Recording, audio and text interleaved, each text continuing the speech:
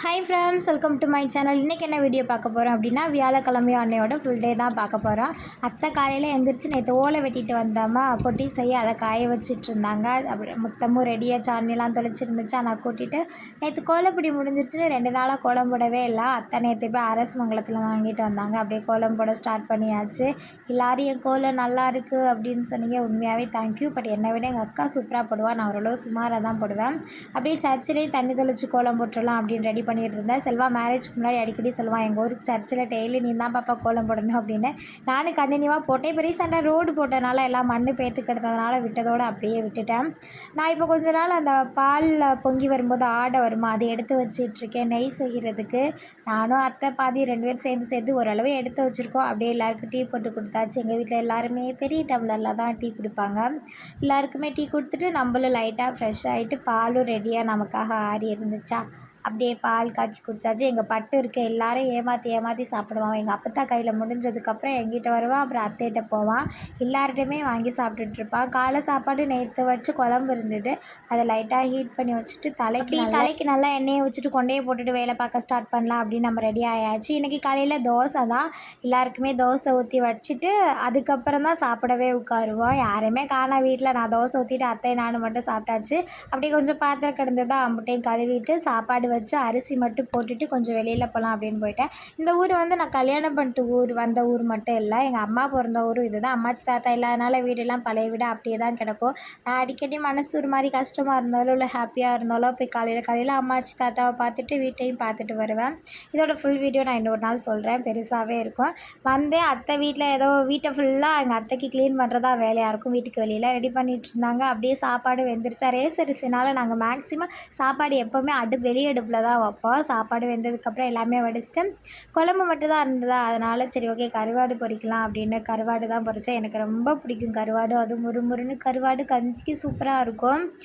அப்படியே அந்த கருவாடு வறுத்த எண்ணெயை பாருங்களேன், ஒரு மாதிரி நல்லா இருக்குல்ல. இதையே நான் பார்த்துட்டு இருந்தேன். எங்கள் அத்தை திட்டிகிட்டு இருந்தாங்க, வேறு வேலையை பாரு அப்படின்னு. அதே மாதிரி 2 வாரத்துக்கு முன்னாடி அத்தாச்சி ஊரில் விளக்கு பூஜைக்கு போன விளக்கே அப்படியே இருந்தது. இன்றைக்காவது எடுத்து கழுவலாம் அப்படின்னு எடுத்து கழுவிட்டு இருந்தேன். தாலி கயித்தை என்ன பண்ணுறதுன்னு ஆல்ரெடி எல்லோரும் சொல்லியிருந்தீங்க. அத்தையை கோர்த்து போட சொல்லியிருந்தேன். அம்பட்டையும் விலைக்கு காய போட்டுட்டு வீடியோலாம் கொஞ்சம் எடிட் பண்ணி நைட்டே வச்சுருப்பேன். அதை காலையில் அப்டேட் பண்ணுறதுக்காக. எங்கள் வீட்டில் எல்லா இடத்துலையுமே டவர் கிடைக்காது, ஒரு சில இடத்துல தான் போய் வீடியோ அப்டேட் பண்ணிட்டு அப்படியே ரூமில் மறுபடியும் ஏதாவது எடிட் பண்ணுறதா இருந்தால் எடிட் பண்ணிகிட்டு இருப்பேன்.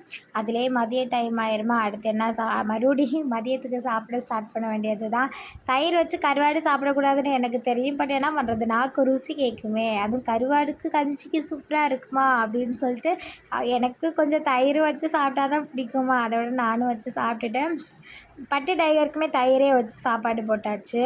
எல்லாருமே சாப்பிடும்போது மாமாவை பார்த்தேன் காணா. சாப்பிட்டு முடிச்சதுக்கப்புறம் தான் மாமா வந்தாங்க. மாமா திட்டிகிட்டே தான் சாப்பாடு போட்டேன், சாப்பிடும்போது வரமாட்டிங்களா மாமா அப்படின்னு.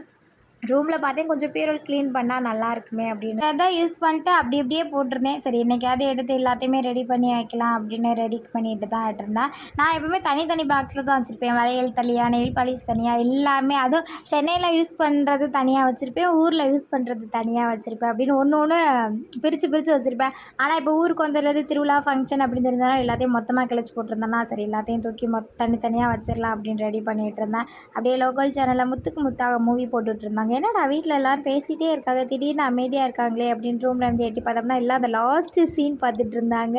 எத்தனை தடவை பார்த்தாலும் அந்த சீனுக்கு மட்டும் அழுக தன்னால் வந்துடுது. ஆனால் உண்மையாகவே செம்ம மூவி இதெல்லாம்.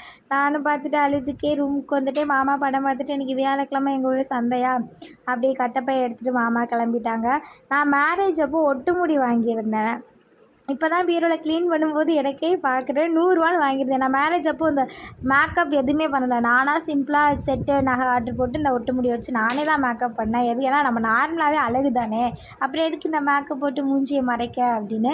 அதுதான் எடுத்து பார்த்துட்டு இருந்தேன். ஒட்டு முடி நல்லா இருக்கே அப்படின்னு. ஃபஸ்ட் நமக்கு கொண்டை போட்டால் தான் நான் கொஞ்சம் அழகாக தெரியுமா அப்படின்னு கொண்டையும் போட்டு பார்த்தேன்.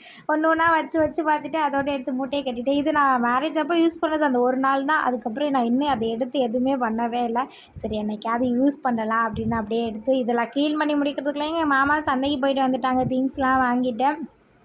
அப்படியே கட்டப்பையில் என்னென்ன இருக்குதுன்னு பார்த்துட்டு இருந்தேன். போன வாரம் சந்தைக்கு போய் மாமா பட்டாணி வாங்கிட்டு வந்தாங்களா, சூப்பராக இருக்குது மாமா அப்படின்னு சொல்லவும் மாமா இந்த டைமும் பட்டாணி வாங்கிட்டு வந்திருந்தாங்க. அந்தனுமே சாப்பிட்டுட்டு எந்தெந்த காய் எவ்வளோ எத்தனை ரூபாய்க்கு வாங்குனீங்க அப்படின்னு நானும் அத்தையும் மாற்றி மாற்றி கணக்கு கேட்டுட்டு அம்புட்டே எடுத்து வச்சுட்ருந்தோம். நான் ஆல்ரெடி சொல்லியிருப்பேன், அந்த ஃபுல் வீடியோ கூட நான் சேனலில் அப்டேட் பண்ணியிருப்பேன். எங்கள் ஊர் சந்தையில் வந்து காய்கள் ரொம்ப கம்மியாகவும் இருக்கும். சென்னையை கம்பேர் பண்ணும்போது எவ்வளவோ பெட்ரு அப்படின்னா. அப்புறம் எங்கள் மாமா மீன் வாங்கிட்டு வந்திருந்தாங்க. எனக்கு ரொம்ப பிடிச்ச முறல் மீன் தான். இப்போ ரீசெண்டாக மீன் ரேட்லாம் அதிகமாக இருக்கும் அப்படின்னு முறல் கிடைக்கவே இல்லை. மாமா எனக்காக வாங்கிட்டு வந்திருந்தாங்க. அத்தை எல்லாமே ரெடி பண்ணிகிட்டு இருந்தாங்க. நான் ஃபுல்லாக வீட்டை தான் க்ளீன் பண்ணிகிட்டு இருந்தேன். ஏன்னா கொஞ்சம் ஹோம் டூர் போடலாம் அப்படின்னு.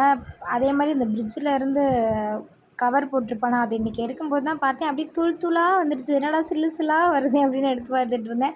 அத்தை மீன் கட் பண்ணிகிட்டு இருந்தாங்க. நான் அதுக்கு வேண்டிய தக்காளி வெங்காயம் இந்த மீனுக்கு மசாலா எல்லாமே அப்ளை பண்ணி வச்சுட்டு, எல்லோரும் கமெண்ட்ஸ் படித்து ஒரு வீடியோ போடுங்கன்னு சொன்னீங்க. அதனால் சும்மா ட்ரை பண்ணி பார்த்தேன். அப்படியே லைட்டாக ஃப்ரெஷ் ஆகிட்டு மாடியில் போய் அந்த வீடியோலாம் எடுத்துகிட்டு கீழே வந்துட்டேன்.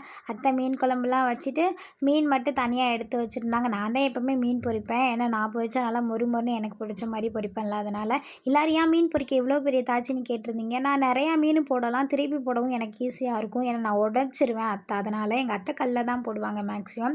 அப்படியே முறுமுறு மீன் ரெடியாக சாப்பாடு எல்லாமே ரெடியாக எடுத்து வச்சாச்சு.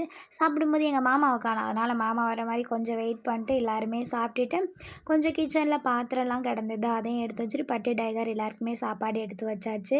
எங்கள் அப்பத்தா வந்து எனக்கு ஹெல்ப் பண்ணுறேன்னு சொல்லிட்டு இருந்தாங்க. போங்க அப்பத்தா நானே பார்த்துக்கிறேன் அப்படின்னு சொல்லிட்டு நம்மளே எல்லா வேலையும் முடிச்சுட்டு கொஞ்சோண்டு பால் இருந்தது. எப்போதும் மாதிரி தான் தயிருக்கு சிம்மில் போட்டுட்டு ஆஃப் பண்ணிட்டு போயிடுவேன். எங்கள் அத்தை எல்லாமே பார்த்து வச்சுக்கிடுவாங்க. இன்றைக்கி வேலை கொஞ்சம் அதிகமாக பேக் பெயின் ஓவராக இருந்தது.